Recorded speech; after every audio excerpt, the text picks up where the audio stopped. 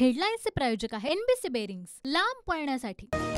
महाडमध्ये बाबासाहेबांचा फोटो फाडल्यानं जितेंद्र आव्हाडांविरोधात भाजपचं राज्यभर आंदोलन। ठाणे आणि नागपुरात भाजपचे कार्यकर्ते आक्रमक, आव्हाडांच्या राजीनाम्याची मागणी। कुठल्याही अभ्यासक्रमात मनुस्मृतीच्या श्लोकाचा समावेश होणार नाही, फडणवीसांकडून स्पष्ट।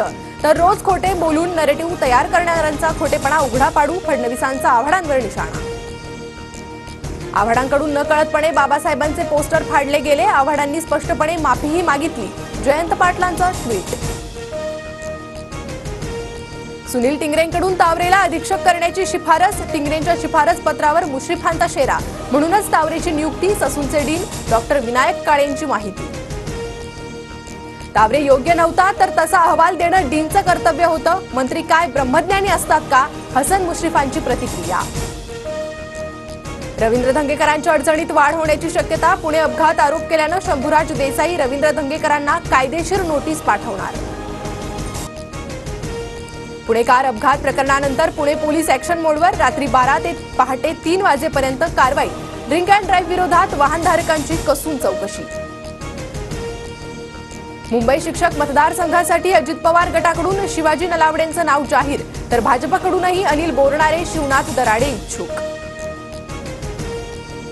नाशिक शिक्षक मतदारसंघ शिंदे गटाला सोडण्याची भाजपची तयारी, तर मुंबई पदवीधर मतदारसंघाच्या जागेवर शिंदे गट भाजप आमने सामने। जळगावच्या भुसावळमध्ये दोघांवर गोळीबार, गोळीबारात भाजपचे माजी नगरसेवक संतोष बोरसेंसह सुनील राखोडेचाही मृत्यू। वसईच्या वर्सोवा पुलाजवळ खोदकामादरम्यान मातीचा ढिगारा खचला, 5 ते 7 व्यक्तींना बाहेर काढलं। जेसीबीचा चालक अद्यापही ढिगाऱ्याखाली असल्याची माहिती। लोकसभेच्या 7व्या टप्प्यातील प्रचार तोफा आज थंडावणार, 1 जूनला 7व्या टप्प्यातील 57 जागांसाठी मतदान। नरेंद्र मोदी, राहुल गांधींसह दिग्गज नेत्यांची प्रतिष्ठा पणाला।